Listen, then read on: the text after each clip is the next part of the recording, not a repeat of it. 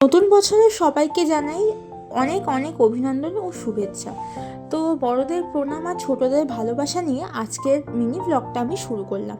তো দেখতেই পাচ্ছ পুরো রেডি হয়ে গেছি, মানে যাব মর্নিং ওয়াকে। ওই কারণে যেহেতু ঠান্ডা পড়েছে, মানে এত কুয়াশা বাইরে, ওই জন্য আমি বেশি তাড়াতাড়ি যেতে পারিনি।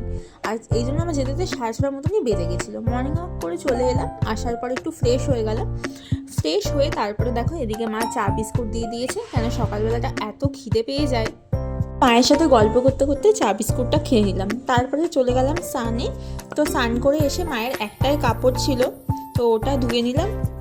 তারপর আমার বাসি জামাটাও ধুয়ে দিলাম, কারণ সকালে না আমার সেরকম কোনো কাজ থাকে না, মা যেহেতু সব কিছু করেই দিয়ে যায়, ওই জন্য আমার সেরকম কাজ থাকে না। তারপর আমি পুজোর দিকে চলে গেলাম, কেন যেহেতু আজকে বৃহস্পতিবার, ওই কারণে সব মানে পুজো করতে একটু বেশি টাইম লাগবে। আর আমি কিন্তু ঠাকুরের মানে গান শুনতে শুনতেই পুজোটা করে ফেলি। তো এদিকে দেখো গোপুকে যে টুপিটা কিনে নিয়েছিলাম গোপুর জন্য, সেটা কিন্তু পরিয়ে দিয়েছি, যেহেতু খুবই ঠান্ডা পড়েছে ওই কারণে।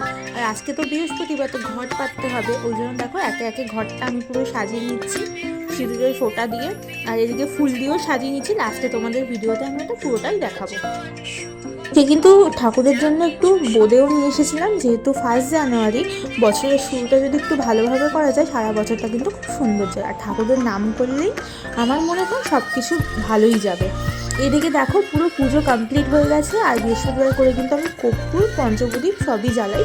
তো দেখতেই পাচ্ছ আমার পুরো পুজো কমপ্লিট হয়ে গেছে। এদিকে ঠাকুরকে মানে পুজো দেওয়া হয়ে গেছে, এদিকে হচ্ছে বড় মার কাছে তারপরে চলে এলাম। তো দেখো এখানে প্রণাম করে নিলাম, তারপরে পাশেই আমাদের গনু ভাই থাকে, তো এখানে দেখতেই পাচ্ছ একে ফুল দিতে পারি না, অ্যাকচুয়ালি ফুলটা উপরে দিলে না পুরো পড়ে যায়। তারপরে দেখো আমি অফিস যাওয়ার জন্য পুরো রেডি হয়ে গেছি। আজকে আমার ব্রেকফাস্ট ছিল ডালিয়া আর ডিম ভাজা, মায়েরটা করে দিয়েই গেছে। এবার আমি অফিসে যাওয়ার জন্য বেরিয়ে পড়বো। 1 জানুয়ারি কিন্তু আমার কোনো ছুটি ছিল না, তো দেখতেই পাচ্ছ এবার বেরিয়ে যাব।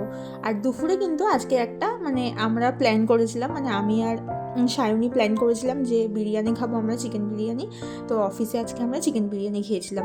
বিরিয়ানিটা কিন্তু খেতে ভালোই ছিল, কিন্তু তেলের পরিমাণটা না অতিরিক্ত বেশি দিয়েছিল। তো একদিন মানে সায়নী খেয়েছিল ওখান থেকে, তো তখন মোটামুটি ভালোই ছিল বিরিয়ানিটা, কিন্তু আজকে তেলের পরিমাণটা এত বেশি হয়ে গিয়েছিল যে লাস্টের দিকটা কিন্তু আমি খেতে পারিনি।